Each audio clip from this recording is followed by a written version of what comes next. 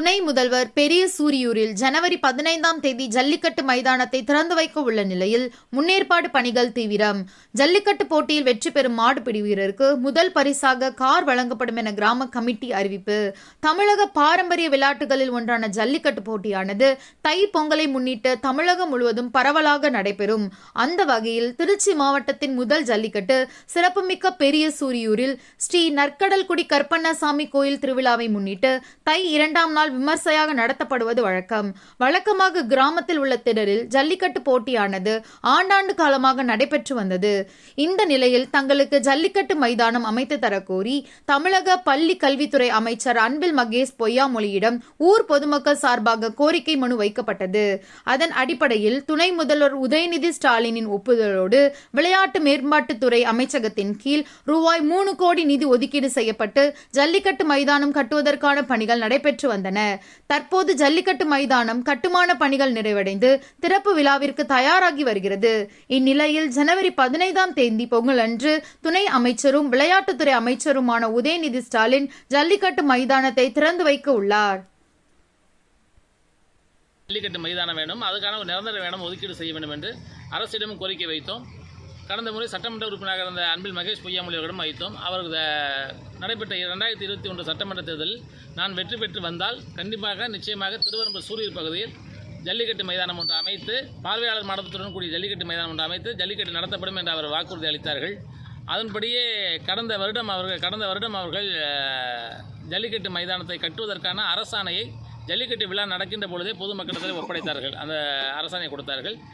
பிப்ரவரி மாதம் மாண்புமிகு துணை முதலமைச்சர் அவர்களால் இந்த நிரந்தர ஜல்லிக்கட்டு மைதானம் அடிக்கல் நாட்டப்பட்டு தொடர்ச்சியாக மாண்புமிகு தொகுதியுடைய அமைச்சர் மாண்புமிகு அண்ணன் அன்பில் மகேஷ் பொய்யாமொழி அவர்களால் அவ்வப்பொழுது அந்த பணியை துரிதப்படுத்தப்பட்டு மிகவும் வேகமாக இந்த வருடம் ஜல்லிக்கட்டு நடத்துவதற்கான அனைத்து ஆயத்த பணிகளோடும் தயாராக இருக்கிறார்கள். எனவே இது மதுரைக்கு அடுத்தபடியாக தமிழ்நாட்டில் இருக்கக்கூடிய 2வது அமையக்கூடிய ஜல்லிக்கட்டுக்கு என்று அமையக்கூடிய மைதானம் இதுதான். எனவே காளையர்களும் மாட்டினுடைய உரிமையாளர்களும் மிகுந்த ஒரு எழுச்சியோடு இருக்கிறார்கள். இங்கே மாடு ஜெயிச்சதுன்னா பொதுவாகவே சூரியூரை பொறுத்தவரைக்கும் நம்பிக்கை உண்டு. இந்த சூரியூரில் மாட்டை அடக்க முடியல, எந்த ஊர்லேயும் அடக்க முடியாது. சூரியூரில் ஒரு மாட்டை அடக்கிட்டோம்னாக்கா எந்த ஊரில் ஜல்லிக்கட்டில் வேணால் மாட்டை ஏறலாங்கிற அந்த ஒரு பெருமையை இந்த ஊரில் இருக்கும். அதனால் காளையர்களும் மாடுபிடிகளும் ரொம்ப ஆர்வமாக இருக்கிறாங்க.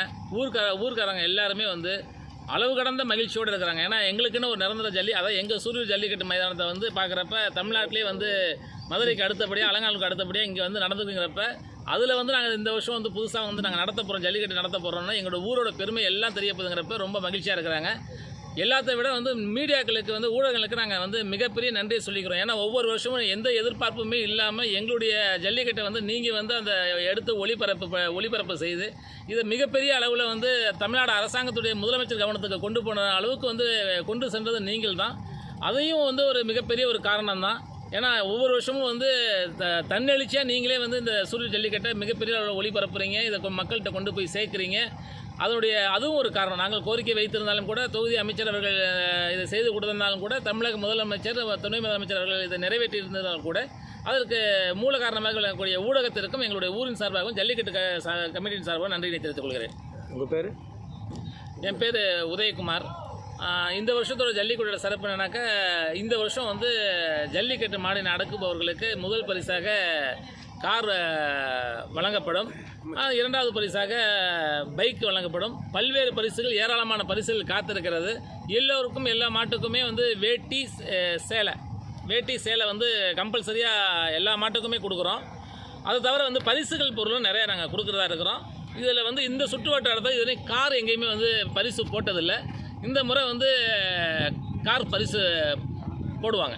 என்னைக்கு ஜல்லிக்கட்டு நடைபெறும்? ஜல்லிக்கட்டு வழக்கமாக தை மாதம் 2ஆம் நாள் நாங்கள் ஜல்லிக்கட்டு இப்போ எங்கள் சாமியை கும்பிட்டு அந்த சாமியோட வாடி வாசலில் மாட்டுக்கு சாப்பாட்டை ஊட்டி கோவிந்தா பண்ணி அந்த கோயில் மாட்டை அவிழ்த்து அதுக்கு தொடர்ச்சியாக சுற்று வட்டாரத்தில் உள்ள அனைத்து மாடுகளையுமே நாங்கள் அவிழ்ப்போம். இந்த வருஷம் அதுக்கு மாண்புமிகு துணை முதலமைச்சர்கள் தை 1ஆம் தேதி, அதாவது தை திருநாள், உழவர் மொழி திருநாள் பொங்கல் அன்று மாலை சரியாக 5 மணி அளவில் இந்த விளையாட்டு மைதானத்தை திறப்பு விழா செய்து மக்களிடத்தில் உரையாற்ற இருக்கிறார்கள். அன்றைக்கு மட்டும் ஒரு 3 மாடு மட்டும் அன்றைக்கி அவுக்கிறதா இருக்கிறோம். அதன்படி வழக்கமாக எப்பொழுதும் போல தை 2ஆம் தேதி அந்த வர ஜனவரி 16ஆம் தேதி மிகப்பெரிய அளவில் பிரம்மாண்டமாக புதிய கட்டிட மைதானத்தில் மாட்டு வேடிக்கை நடைபெறும். உங்களுடைய ஊடகங்கள் இந்த வருஷத்தை இன்னும் நீங்கள் சிறப்பாக, இதுக்கு முன்னாடி எந்த அளவுக்கு சிறப்பாக கொண்டு போனீங்க, இந்த வருஷமும் சிறப்பாக நீங்கள் கொண்டு போவீங்க நாங்கள் நிச்சயமாக நம்புகிறோம்.